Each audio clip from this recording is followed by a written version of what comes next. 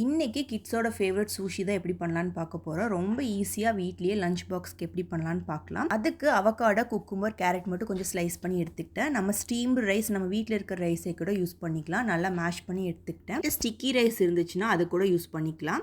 அதை வந்து இந்த ரஃப் சைடு அது மேலே வர மாதிரி வச்சுட்டு நம்ம ரைஸை வந்து இங்கே ப்ளேஸ் பண்ணிக்கலாம். ப்ளேஸ் பண்ணிட்டு கொஞ்சம் நல்லா வெட் பண்ணிவிட்டு நல்லா அதில் வச்சு அமுக்கி விட்டோம்னா நல்லா அந்த ஷீட்டில் வந்து நல்லா ஒட்டிக்கும். அதுக்கப்புறமா அவக்காடோ ஒரு லேயர், அதுக்கப்புறமா கேரட், அப்புறம் குக்கும்பர், அந்த மாதிரி ஒரு லேயர் ஃபுல்லாக மேலெல்லாம் வச்சுக்கலாம். வச்சுட்டு நான் வந்துட்டு இங்கே வந்து ரெடிமேட் டியூனா யூஸ் பண்ணியிருக்கேன். உங்களுக்கு வெஜ் வேணும்னா நம்ம இதோட ஸ்கிப் பண்ணிவிட்டு இந்த டியூனா மட்டும் ஸ்கிப் பண்ணிவிட்டு அதை அப்படியே ரோல் பண்ணிக்கலாம். ரோல் பண்ணிவிட்டு கொஞ்சம் சோயா சாஸ் ஆட் பண்ணோன்னா முடிஞ்சிச்சு. நான் வந்து கொஞ்சம் டியூனா ஆட் பண்ணி ரோல் பண்ணியிருக்கேன். ஸோ இதை ஆட் பண்ணிவிட்டு கொஞ்சம் சோயா சாஸ் உள்ளேயே கூட ஆட் பண்ணலாம். இல்லைனா ரோல் பண்ணிவிட்டு கட் பண்ணிவிட்டு மேலே கொஞ்சமாக ஆட் பண்ணிக்கலாம்.